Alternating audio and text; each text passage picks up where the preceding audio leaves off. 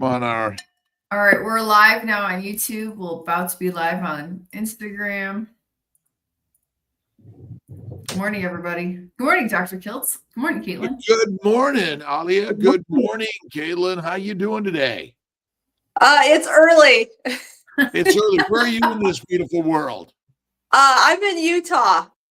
Oh, no, you're right. It is. It is. So thank you. Very early. Wow. Being up so early. Appreciate you.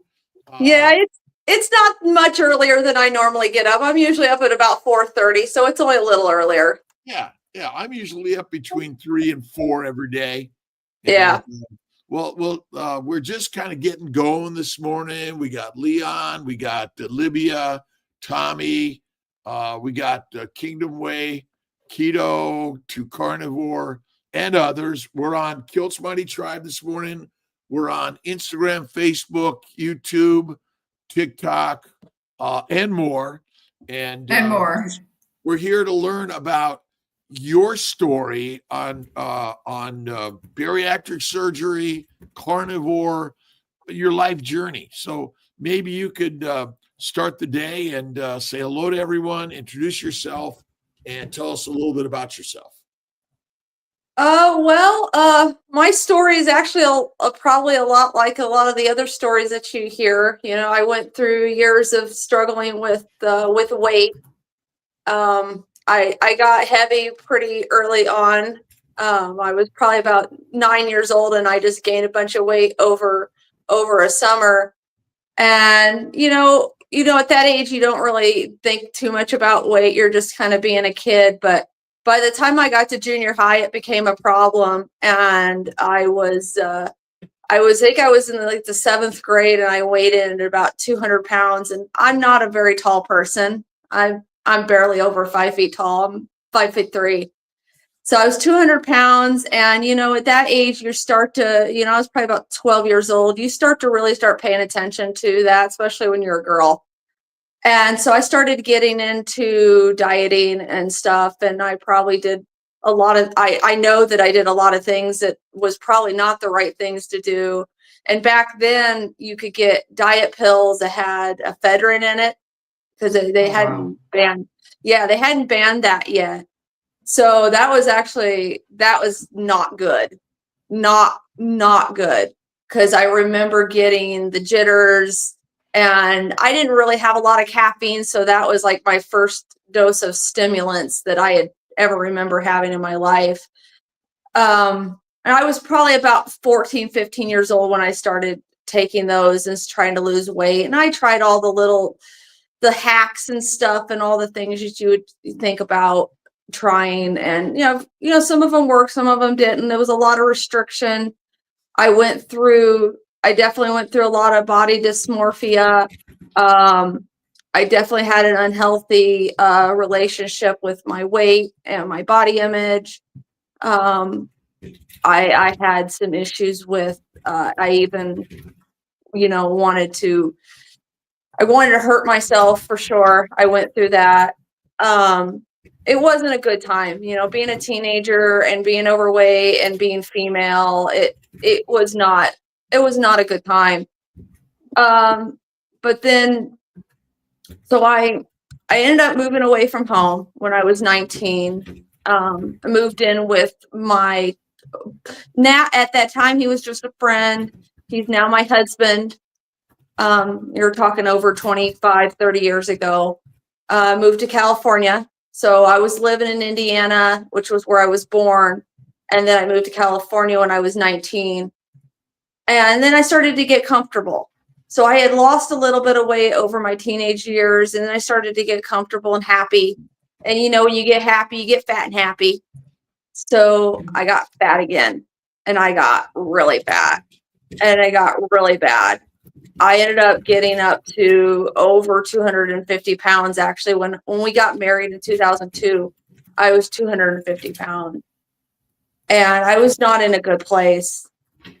And I remember hearing about bariatric surgery. And at the time, the lap band wasn't really so common. It was mostly the gastric bypass, the Roux-en-Y gastric bypass that was the most common.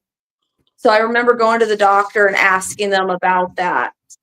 And at the time they told me, well, I didn't have a BMI high enough to qualify. Mm. Yeah. Yeah. And here I am. I'm struggling to climb stairs, and oh, my dog is being needy. Get down. I got a little bulldog. Anyway, so yeah, so I thought that was kind of crazy. And my BMI was high, and I was struggling to climb stairs. I was struggling to just do things, and I was only 26 years old. And I said, there's got to be something. And she kind of said, without telling me to do so, that if I wanted to have the surgery, that I was going to need to gain weight. I should have known then with that kind of advice, though she didn't actually say it. She kind of went a roundabout way of saying it. She didn't discourage it. I should have known that was a red flag, that no, I shouldn't be listening to these people. But I went on to gain the weight, and I went on to qualify for the surgery, and then I had the surgery in 2007. And after I had the surgery, I lost a bunch of weight, and it was easy and it was great. I ended up losing, so I had my heaviest, I was 290 pounds before I had surgery. I ended up losing quite a bit of weight. I got down to below 130 pounds, and I felt really good. And I was really able to be mobile and be active. I started playing sports, actually. And I started to play semi-professional football, women's football. So I played that for a while, and I was able to I got a lot of my life back at that point. So it wasn't probably the biggest mistake I ever made in my life. And going back, I would probably do it again, but I don't know. I really don't know. But, then I went through years and years of I started to gain some weight back because, bariatric surgery doesn't teach you what to eat, how to eat, any of that stuff. And in 2010, I started to notice some really strange reactions that I was having. And I didn't connect it to the bariatric surgery, but what I was noticing is I was getting the shakes and the sweats, and I was disoriented. And I had gaps in my memory, and things were happening and I wasn't aware of them. And one evening after we had dinner, I remember waking up in my living room. I don't remember what happened, but I remember waking up in my living room. There were 2 paramedics in the living room. I was covered in sweat. My clothes were completely soaked, drenched.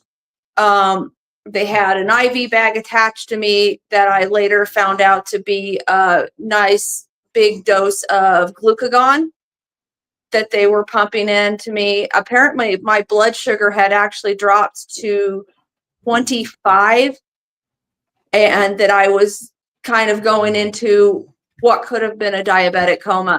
I had no idea what was going on. I ended up at the hospital. They explained to me that my pancreas was making too much insulin, or making a lot of insulin. And they basically sent me home with a glucose meter and said, oh, good luck. Didn't tell me anything, didn't tell me even how to use it, what the numbers meant. I knew absolutely nothing. Here I am, I'm 20, I think I was 28 years old at the time. And I was like, I was 29. And I was like, I don't know what this is. I don't know what's happening. And then, of course, over the years, it kept happening. I would probably have an episode, probably once a month. Nothing as extreme as that. But about once a month, I'd have a pretty bad one. But once a week, or even twice a week, I'd have at least little mild symptoms throughout the week. It wasn't until 2016 that I started to make some connections to diet. So up until this point, I hadn't been diagnosed with anything. I was still having symptoms. But in 2016, I had a former friend of mine actually suggest a ketogenic diet. And I was really doing it to try to lose some weight, because I had gained some more weight back. I was back up to about 190 pounds at that point. So I went I had gained back about 60 pounds over those years. And so I went on the ketogenic diet, and for the first time, I noticed that I wasn't having any of these weird symptoms. And I still hadn't really figured out what it was. But that was definitely my aha moment for sure. It's like, there's something to this. There's something to the diet that I'm eating and this, whatever it is that I have. So I actually stayed on the ketogenic diet for quite a while. I lost a bunch of weight. I actually think I lost 40 pounds, and I started feeling really good. We moved to Utah. I started playing sports again because I had lost a little bit of mobility when I had put on that weight. And I started playing sports again. I played some more women's football, and and then things went on for years like that. I still had symptoms periodically, though they weren't nearly as bad. But I let the carbohydrates, of course, creep back in, because you go on the ketogenic diet, you don't let everything go. You're still consuming some carbohydrate. And of course, I was not doing keto right. I was doing the keto junk, the keto treats. It just wasn't, I wasn't nourishing myself the way that I should have been. And it just allowed that stuff to creep back in. So then I tried, like the paleo diet, and I did something called Trim Healthy Mama, and I did a Whole30, and I really went on like a diet binge for years. I just went back to old habits of dieting, though I think I was dieting better, and I definitely was starting to learn more over that period. It still wasn't good. I didn't have the body dysmorphia really anymore, and I wasn't really doing it so much to lose weight. I was doing it to really feel normal. Like, I just didn't want to deal with the symptoms. I wanted to be able to eat a so-called quote unquote normal diet, just eat like everybody else, have a normal life, not have to deal with this stuff anymore. Yeah.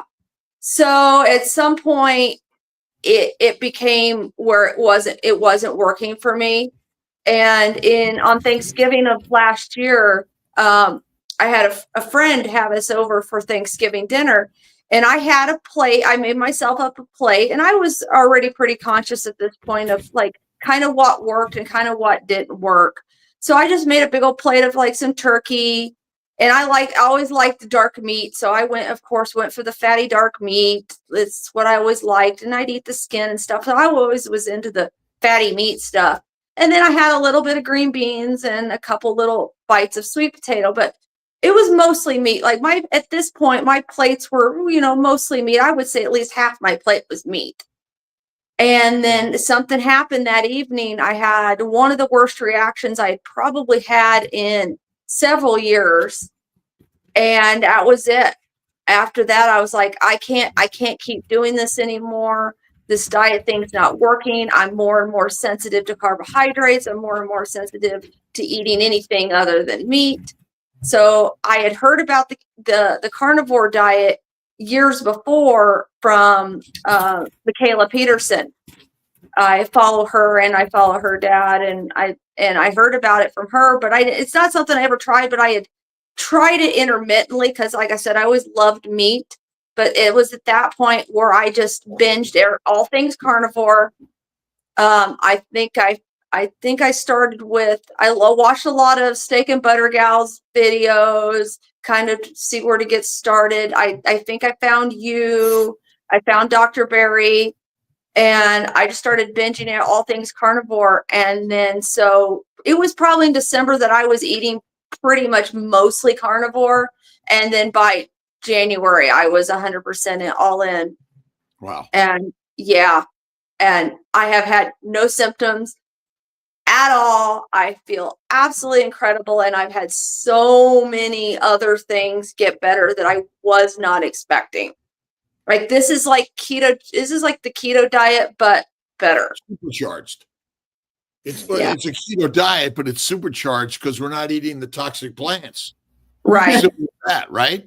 You're right. So tell us a little about the other things that you improved on. So my skin is starting to heal up. I've been on this for about 6 months now. And my skin is starting to heal up, though it has been slow. But I tell you, the biggest thing for me, and I have a really pretty busy life. So I work full time and I'm in college right now.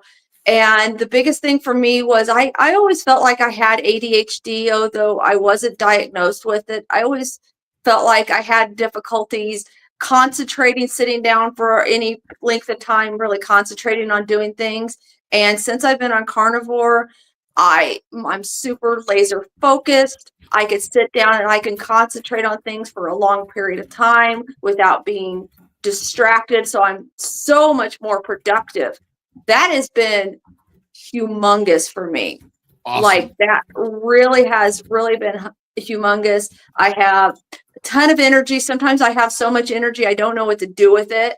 Like it's crazy. Like I had the extra energy when I was on keto, but this is definitely supercharged for sure. My hair has gotten better. I don't have bleeding gums anymore. My psoriasis, I have psoriasis on the back of my scalp here. That has improved quite a bit. God, so many things. But the biggest thing is I feel like I have my life back. That was the reason I went on Carnivore, is I wanted to get my life back. I was tired of having anxiety about food. I was tired of the food noise and just always being anxious of, is the next thing I'm going to eat, is that going to kill me? Because I was so afraid of eating, because I felt like anything I ate could have been the next thing that was going to actually, flare up my reactive hypoglycemia reactions. And I just didn't want that. I wanted that to go away. And that has gotten I feel like I'm past it, but I think you're always in recovery when you're dealing with stuff like this. Like, I don't think it's ever going to completely go away. It just gets easier.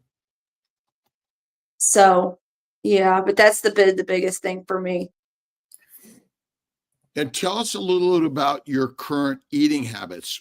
How often do you eat, and exactly what do you eat? So I find that I really am only hungry to eat about twice a day, which is definitely a big change from what I was doing before. I was probably eating 6 times a day before. So I eat about twice a day. Mostly the beef, butter, bacon, and eggs is pretty much what my staple is. I've tried to eat other things, and I just don't I don't like chicken like I used to. And I was always into the dark meat, but I don't like chicken. It's just not satisfying. I try to make myself have some salmon at least once a week.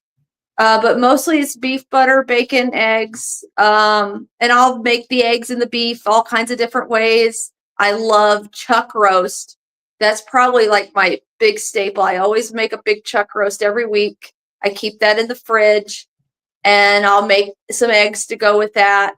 I'll make a ribeye for dinner. I've even tried to include lamb.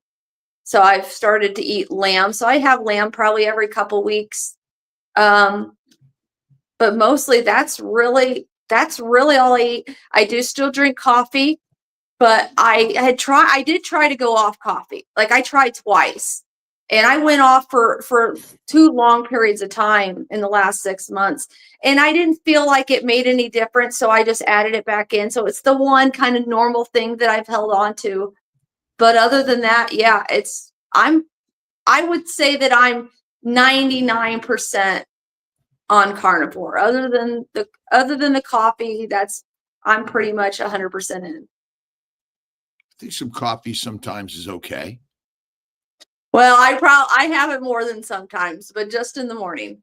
I think that's okay. I think, again, you're living the lifestyle that's changed your life more so than anything else.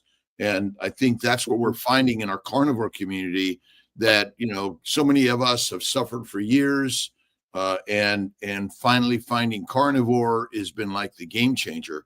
One of the things you had on, I see pump on your shirt, and I see it looks like you have a cage. How much exercise, resistance work, or what is your habits in general for exercise? Well, if I could, I would probably lift 4 or 5 times a week. But I'm in college and I'm, and I work, so I don't lift as often as I want to. But I do make sure that I do some kind of weightlifting 3 times a week. I've been pretty consistent with at least 2 times a week, but I try for 3. I like the powerlifting style. So I like the squat, the bench press, the deadlift. So I do a lot of barbell type work. And then as far as other kinds of exercise, I love going out for a walk. I do that a lot. I have a walking desk at home, so I use that. I actually usually, this morning was an exception because it was so early, but I usually start my morning with at least about 2,000 steps before I even sit down. So I try to make sure that I do that because I sit a lot at my job. And then obviously I sit a lot with doing all my schoolwork. So I try to make sure that I get some kind of movement in every day. And then I do, like I said, I strength train 2 to 3 days a week. How about fasting? Tell us a little bit about, do you do any fasting either intermittently throughout the day or have you done any extended fasting, 2 days, 3 days, 4 days yet? I find that I don't really do really well with fasting, though I do find, and I've had a couple times over the last several weeks where I've been able to go along longer periods of time without eating. But I just find like I don't do quite as well with the fasting. I would like to be able to fast, but I don't know what it is, but I don't feel really well. So if I do any kind of a fasting, it's more like it's not really fasting, but it's like a fat fast where I'm really just having fats and not really having anything else. And I've done a couple days like that actually over the last couple of weeks where I just had a day where I just didn't really feel like eating anything. Like the thought of really eating anything really didn't appeal to me. So if I wanted something, I would cook up a little bit of like some beef suet, or I'd start my morning with like a fatty coffee. And that was really about it. But that's been the extent of my fasting, but it's not really, I mean, I guess that's not technically a fast. So yeah, I've tried fasting. I just don't do really well with it. Well, I think as we begin to look at fat fasting, I mean, there are lots of different ways to do this versus our standard way of sitting down, having 3 meals a day. What was the rationale? What was your eating habit like prior to carnivore in the keto world? Were you doing 2 meals a day, 1 meal a day, or were you still doing the standard 3 meals a day? Oh, I was probably eating 3 to 4 times a day still, even with keto. I mean, I had bariatric surgery, so I can't really eat a whole lot. That's the other problem too, is I can't do that 1 meal a day because I just would not be able to get all my nutrition in. Like there's just no way. I don't have the stomach capacity for that. I just would not be able to do that. I mean, I've sat down and tried to like eat a 1-pound ribeye. I can't do it. And so if I was trying to make that my 1 meal, I would be extremely nutrient deficient, especially if I did that for any length of time. I just cannot get enough nutrition in 1 meal. So I was still eating about 3 to 4 meals a day. Even when I was doing keto, it was much smaller meals. And a lot of times it was like two regular meals and then 2 like what I would call mini meals, more like snacks. And that was really the only way I was able to get my nutrition in, because I tracked my calories and my macros for years. I've done all of that. Like I said, if there's a diet out there or a method of trying to lose weight or anything, I've done it. And I tracked obsessively for years and years. That was actually a really hard thing to let go when I went to carnivore, is I kept wanting to track. And I did keep tracking for quite a while. And then I said, you know what? I need to stop doing that. I need to stop tracking my calories. I need to stop tracking my macros. I need to stop tracking my weight. I need to stop it. It's become an obsession.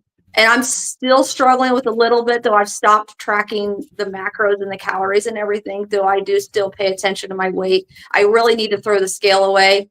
It's I really need to do it. I just got to get rid of it. Yeah. But yeah, so I was eating 3 to 4 meals a day just so I could do it. And now I feel like I can get enough nutrition in 2 meals, though I think my body will go through periods where I do that for a while, and then I'll have a day that I just want to eat everything, and I'll eat 3 times. And then and maybe have a snack on top of that, even on carnivore. Because I think I go through those periods where I'm not really hungry. I eat the 2 meals, but I'm under eating because I'm not tracking anymore. But I know that I can't eat much at each meal. So I'm sure after going through a long period of time of under eating, my body just says, that's it. You can't keep doing this. You got to feed me. Because I lift and I work out and I move around, and I'm burning off all that energy, and at some point it catches up with you and you're like, okay, you got to feed me. So I go through refeed days. So I don't go through the fasting so much. I go through refeed. Like probably every couple weeks that happens. I'll go through a day or 2 where I just want to eat everything. There's a lot of stories in our habits that have been sort of brought into us because of our environment. I imagine 50,000 years ago, if you had to hunt for a week to get food, and then you feasted on the food, and then you fasted for days or weeks for most of our evolution, I imagine. And so it's kind of a hard one because our environment has food around everywhere. There's science, there's food, there's snacks, so even when we're carnivore, this idea of I mean, is our body really deplete of nutrients, or is it really just poisoned by plants? Right.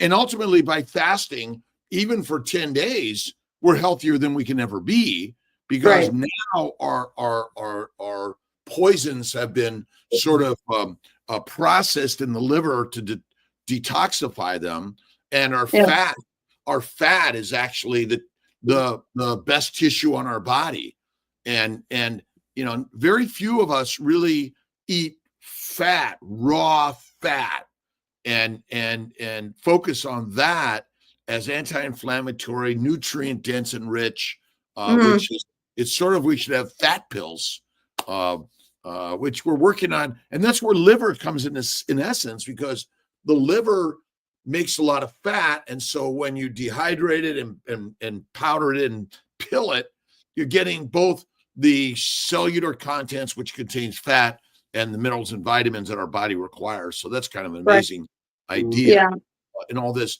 Do we have some questions coming up here? We do have questions. Let's hear a couple of questions and see if we have some things here for Caitlin. Just go right to the Linda, start. do we need to take vitamins? Like, what's that? Are you on the starred group?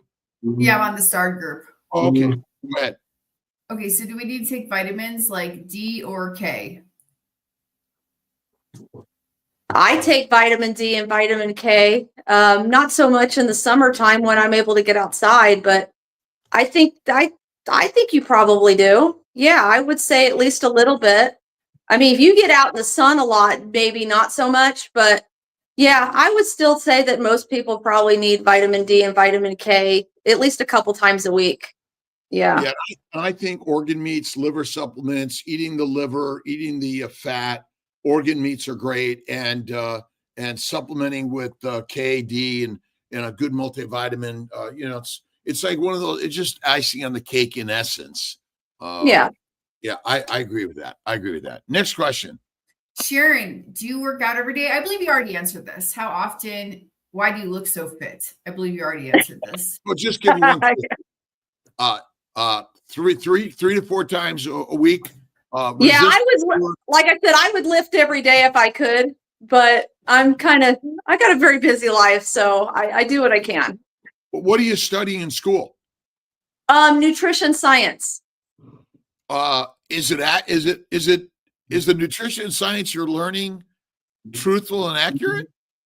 Well, I'm going to say that not really. But I'm hoping that because I'm going into this with a lot of information, that I can maybe stir things up a little bit and in that realm. Like I said, I really started to get into nutrition after I figured out diet being the connection to all my issues, and I really got into it. So I really want to help people, but I want to help them in the right way, and I want to try to overturn all this nonsense that they're teaching in schools. But yeah, they're still teaching the nonsense. It's absolutely terrible, the things that they tell diabetics to eat. It's insane. Like, I wouldn't even tell a normal, healthy person to eat the way that they tell diabetics to eat. It's crazy.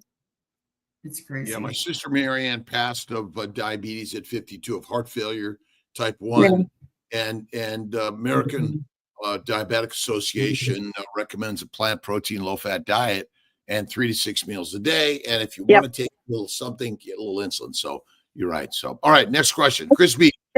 That's nonsense.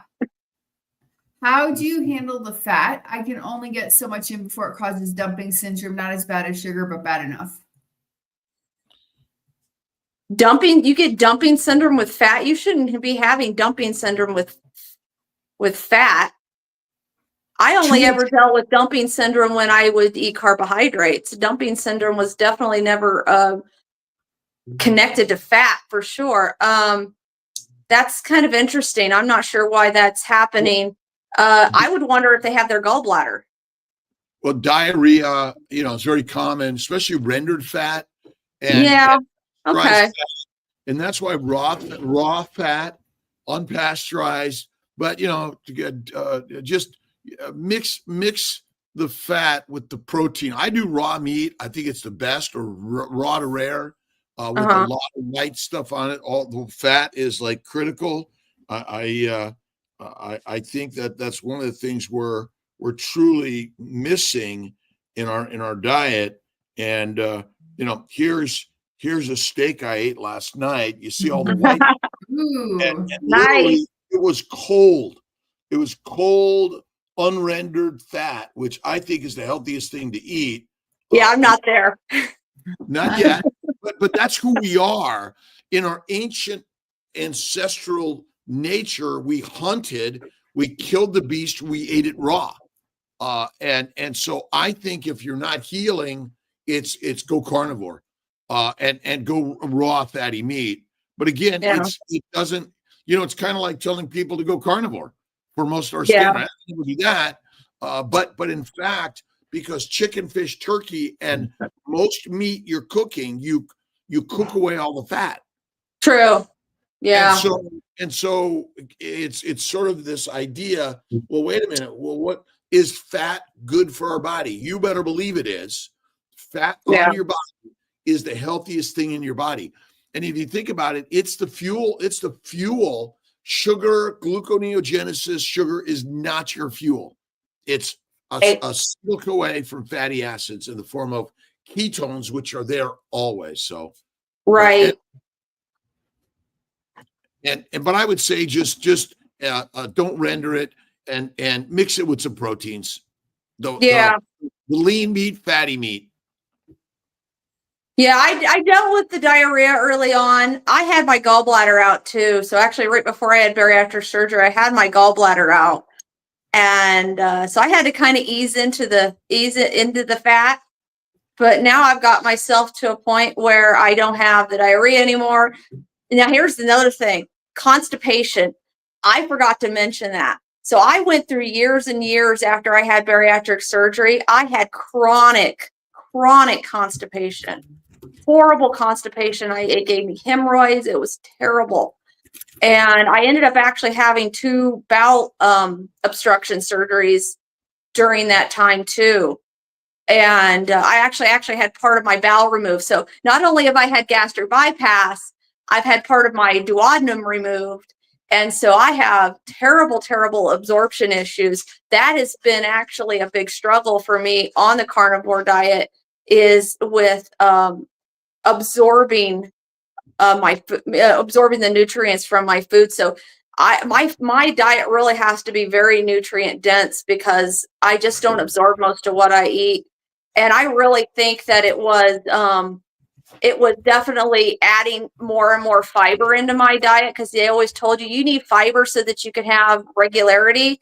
That was definitely not the truth for me. If anything, fiber actually made things worse for me and made me even more constipated. And then obviously, having the bowel obstructions. I don't know if the two are connected, but boy, I'll tell you, I would not be surprised if those two weren't connected, because I would have, like I said, I had constipation for years, and then having that, and I definitely don't have gas and bloating anymore.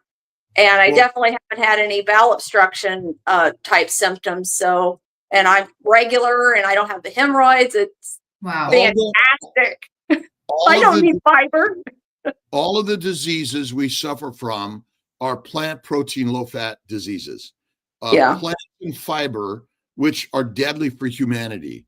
And so the Occam's, it's really such a simple concept here, that all of our diseases are plant protein, low fat. And if you think about it, fruit, fiber, vegetables, seeds, nuts, even chicken, fish, turkey, filet mignon, and most meat, even take a brisket. If you overcook it, which most of us do, the fat all melts away. And so by basically going fatty meat, rare to raw carnivore, you're now removing the toxins to the bowel, which caused IBS, Crohn's, cancers. It causes when we use the word constipation, it's bloating, pain, and feels like you got to go, but it's not coming out. But that's all related to the inflammation of the colon and fermentation. A couple of questions here from Kilt's Mighty Tribe. Do you take digestive enzymes? Yes. And which ones? I get them from Masszymes. So MASSZYMES. And it's got all the different enzymes in it. The lipase, the amylase, all that stuff. Not that I need the amylase, but And let's see. What do you do especially to absorb nutrients? I think, I don't think in general our problem is absorbing nutrients. In my opinion, our problem is bowel inflammation. So we're not nutrient deficient. We're inflamed, poisoned. That's what I believe. Our problem is not nutrient deficiency. It's poisoning by plants. If you remove the plants and you focus on the meat, you now remove the toxins, the poisons. Because ultimately, I was watching Primal Bod Candy. Basically pufferfish. Let's see, some snakes. There aren't many meats that are poisonous. So I think that's an important one. Talking about gallbladder, I've had 3 to 4 gallbladder attacks in the last 2 years since being carnivore-ish. Seems to be when I've tried a lot of fat, meat, and dairy fat. Any suggestions, Diane Jackson? My sense again is the liver is making bile. The gallbladder is still damaged if you have it because of a low-fat diet in general. And I would bet most carnivores still eat a low-fat diet. And that's the biggest. Well, and it's also possible that this person might actually have gallstones and may actually just need to go and have their gallbladder removed. Or that might actually just be the case. Or do some fasting, allow the gallbladder to heal a little bit, and then resolve those. And because again, the fasting, I believe, is one of the best things we can do to heal, and we don't use it enough. But before surgery, because I know my partner they want to take her gallbladder out. She said no, and she healed over some fasting, and that helped her tremendously. So, but you're right. There's some times when you need it gone. So mine was pretty bad. It was pretty impacted, and I actually had to have emergency surgery. It was actually pretty bad. And I found that interesting that they say that the years of eating the low fat diets is actually is what they believe causes a lot of those problems with the gallbladder. And I never realized that. And of course, I lived in the 80s and the 90s, which was the low fat phase, the low fat craze. Yeah. So Well, I'm sure I didn't help. I see many carnivores overcook their meat and cut the fat away if it's there. Yeah. And so I think that's one of the biggest problems for sure. But we need to stop thinking we're smarter than the body. The body is really, really smart. It's going to do what it needs to do. We need to quit trying to hack the system. 100%. 100%. Yeah. All right. Go ahead. Next question, Alia. Okay. Next question is, oops. Oh, that wasn't the next question, but there you go. J Bud, Caitlin, are you a 49ers fan? Actually, I am, but it's more my husband. Okay. Yeah. My husband's a big Niners fan, but I like the Niners too. Great. Okay, this is the next question. No Carb Barb. Caitlin, what are you going to college for? Nutrition science. I was originally going to go and be a dietitian, but then I realized how corrupt the American Dietetics Association was. I'm like, nope, I'm not doing that. I don't want to be pigeonholed into their nonsense. I want to go and do my own thing and really, really, really help people. Great. Love that. Next question. This is for Dr. Kills. This one's from Instagram. It's Joe Kama 85. Hi there. Pregnant 6 weeks. First pregnancy, 39 years old. Currently struggling with energy and hungry. Not hungry very much. Slightly nauseous in the mornings. Mostly carnivore currently. Any tips? It's normal in early pregnancy. It says don't put that poisonous food in this body. I think nausea and vomiting and hyperemesis in the first trimester is pretty normal, especially on a standard diet. And I would say that that's why we get fat, is to fuel the fetus throughout the gestation, and especially early gestation. And my bet is we were probably nesters, hibernators for many thousands of years in a cave and just resting. So I'd say it's rest more. When you don't have energy, it's rest, reset. This idea where I have energy, I mean, we're pushed to energy drinks and caffeine, coffee, and those sort of things. In fact, and it's like, I'm tired, I take a nap. And I think, your body says rest. Listen to the body. And stay carnivore and focus on fat. Butter, stick of butter, suck on a stick of butter. 100%. One of the most nutrient dense foods you can eat is butter, especially raw butter. Great. Here's the next one. Darlene Brubacker from Facebook. How do you get a strong enough mindset not to cheat? I am struggling to eat pure carnivore because I gain weight. And I don't understand if I eat too much fat or not enough. I eat 2 a day. I don't think I should be gaining. So it's frustrating. There you go. That's the question. What do you think? Well, I noticed if I don't eat enough fat, I definitely get more food noise. So maybe they're not eating enough fat. We're not supposed to be skinny. Yeah. The problem is we've created a world of you've got to be skinny. First, we told us all to eat incorrectly, and now we've gotten massively overweight. But in fact, we weren't there when we just lived our lives and our body did what it was supposed to do. But obesity is not a disease, and carnivore doesn't mean you're not going to gain weight, because the brain is smarter. I mean, can you imagine if the riots in LA spread to all of Southern California and suddenly there was no food distribution and you had no food for a month, 2 or 3? Would you rather be fat or skinny? So this idea that fat is a pathologic condition is not. So I would say, hey, I'm healthy and well. And plus, I never cheat. I treat from time to time. I never give negative thought to anything in my life, ever. And so I'm beautiful, healthy, and well. I don't care if you're 300 pounds, 200 pounds, or 100 pounds, or 600 pounds. Start with, I am healthy and well. and I feel amazing. And I'm a lion. I'm a carnivore. That's my 2 cents. There you go. On Rick said, what does Rick say? He's like, we're not supposed to be skinny. Rick is very tall and skinny. Right. But again, it all depends on the environment. Again, Right. if it depends on the time of season. I mean, many animals, if they do not gain 1,000 pounds, they're dead by spring. And so people need to understand the normal physiology of the human body.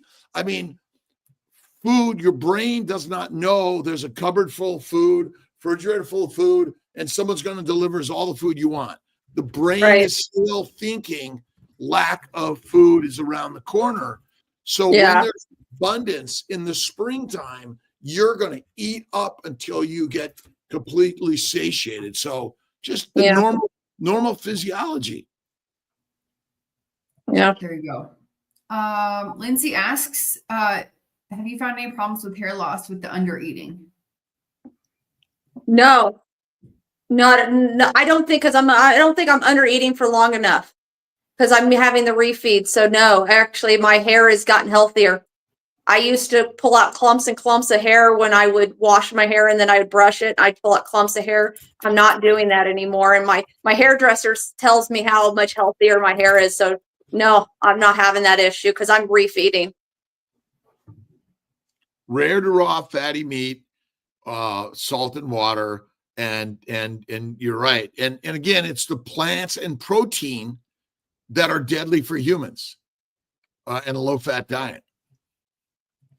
But there will be some times where cyclically you're going to have some hair loss for some people, and mostly it grows back.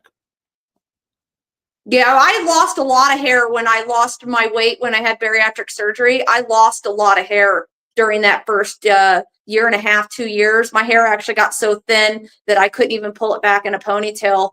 So yeah, it definitely happens with extreme weight loss. You will lose hair. What was your diet? Oh,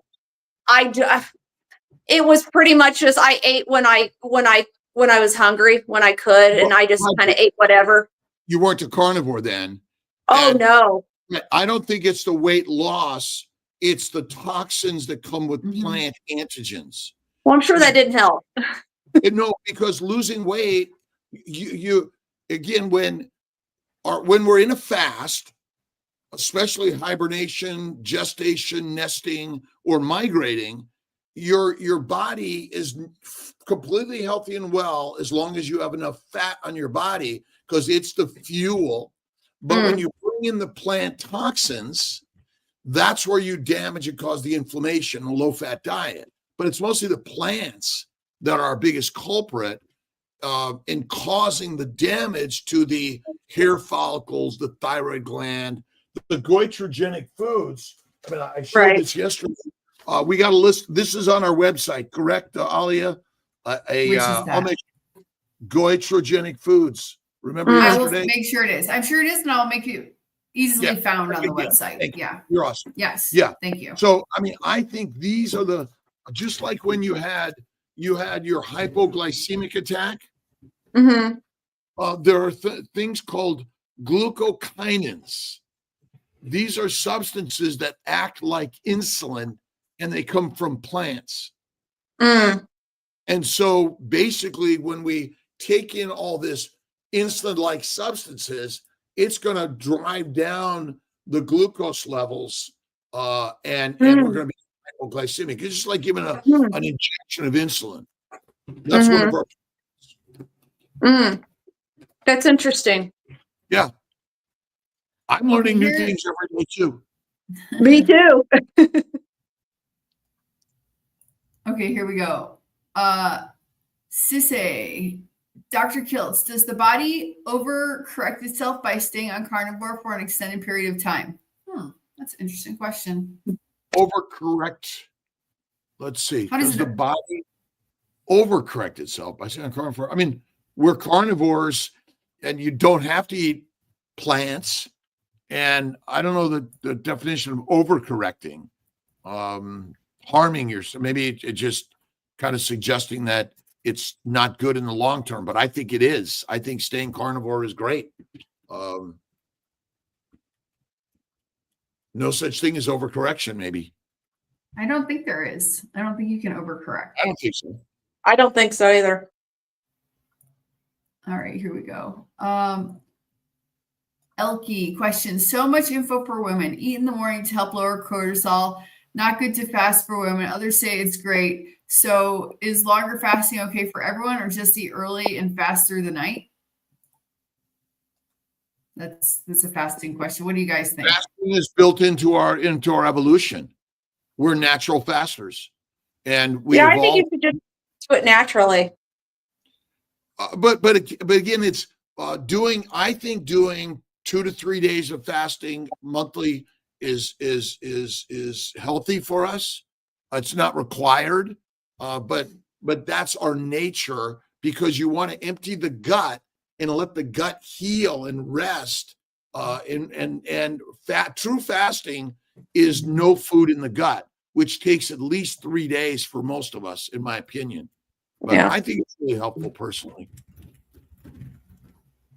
And Okay, and I next eat at night question. personally. I eat at night. I feel the best that way. Yeah, I prefer to eat later and then in the morning just not eat, and then not eat again until probably lunchtime the next day is typically probably pretty much how I fast. Is I'll eat dinner at say 6 o'clock, and then I won't eat again until like noon the next day. Yeah.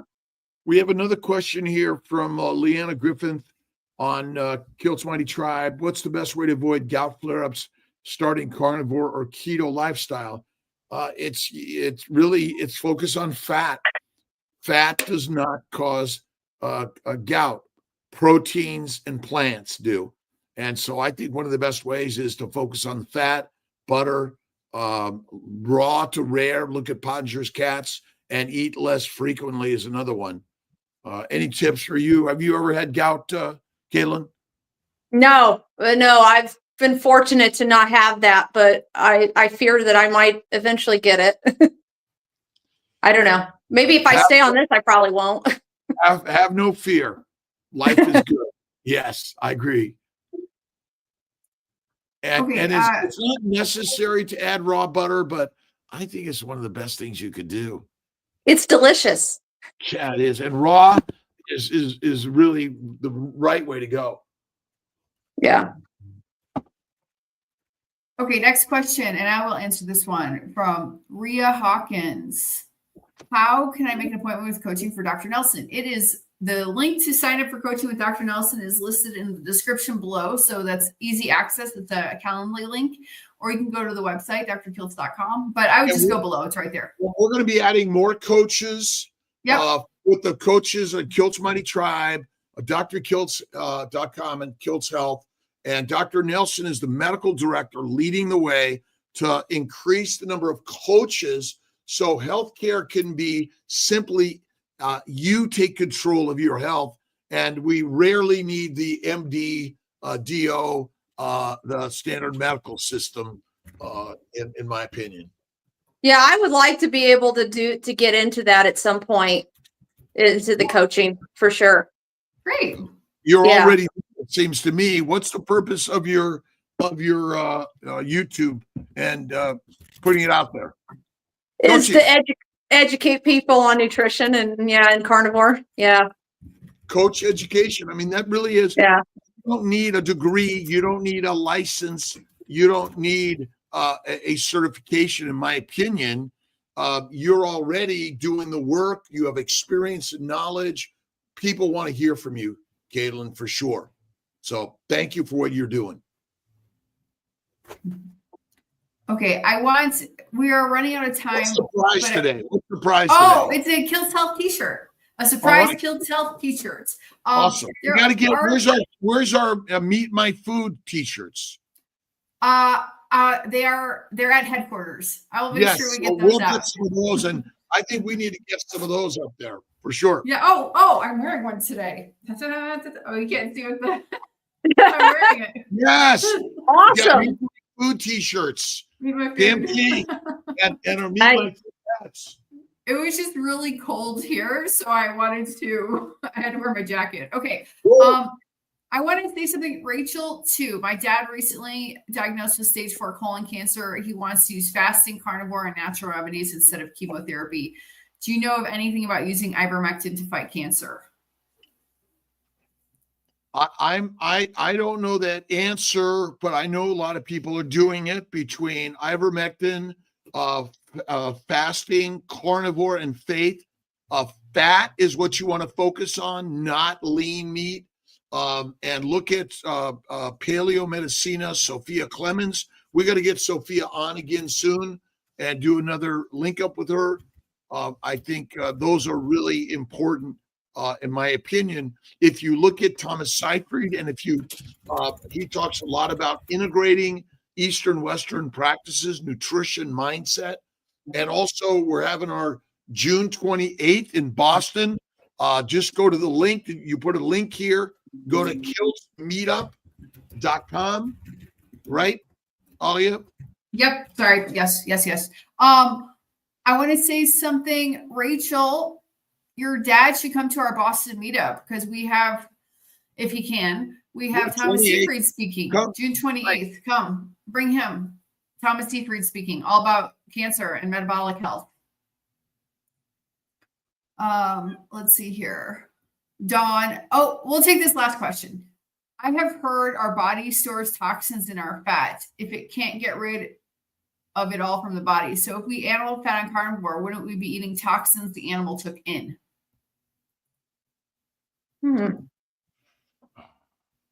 Nope, it does not store toxins in fat, in my opinion. The liver's job is to take away the toxins and detoxify them, but our damaged liver reduces that. Basically, the toxins go to every cell of your body. That's why we're sick. As you go carnivore, fatty meat, salt water, and fasting, the toxins then will be removed. But adipose tissue does not contain the toxins, in my opinion. I think that's wrong. I think it's in every cell of your body. And the liver, remember, the liver has two main functions. One is to make fat, and two is to detoxify toxins. And if you don't eat plants, there's limited to no toxins in your diet. If you just eat fatty meat, what toxins in a ribeye steak? None. And I want to say, like, when you eat fat, it's delicious. Your body says it's delicious. Your tongue, your brain say it's delicious. When you eat kale, you say it's disgusting. There's a reason for that. And lean meat and a well-cooked steak is not healthy for you. Right. Okay, so we should do the giveaway. Let's go for it. I'm doing it. I'm setting up the screen. Here we go. I gotta press the button. 100 entries. Here we go. Thank you, everybody, for entering into the game. Drum roll.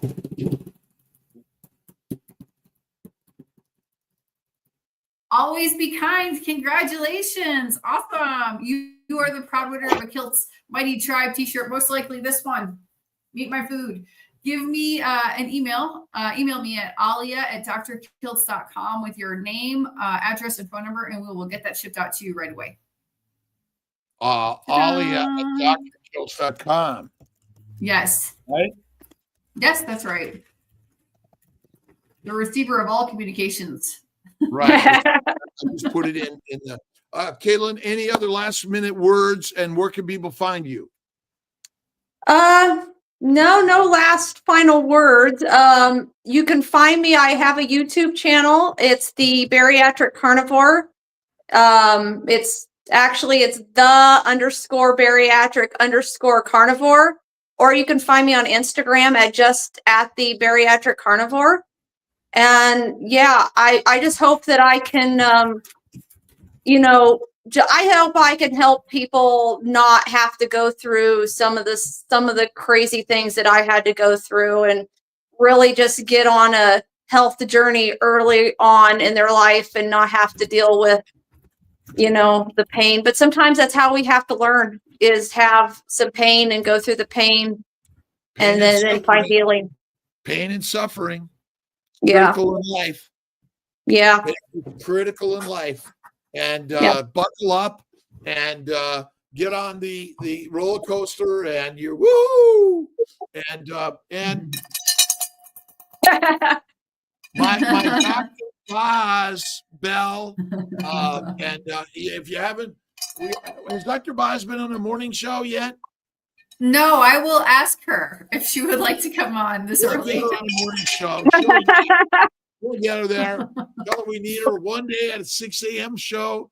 I'll tell her. I'll ask her. We always need more cowbell for sure. Yes, gotta find the cows. More cowbell every day. God bless you, Caitlin. We so appreciate you, and everyone be here today. We appreciate you. Who's on tomorrow?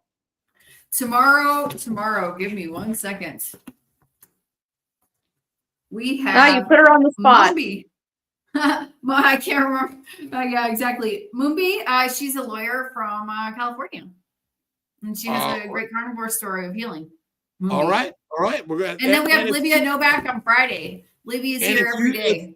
If anyone here would like to be on our morning show, send a message to Alia at drkiltz.com and give us a brief part of your story, what you'd like to talk about. We'd love to have you. This is a journey of sharing stories of everyone here. And again, the more stories like Caitlin and others were growing, and then you share the story, you get you put it out on YouTube, Instagram, Facebook. And again, we're taking control of the healthcare system. The healthcare system is not in anyone else's hands but our own. And nobody's responsible for your healthcare but you.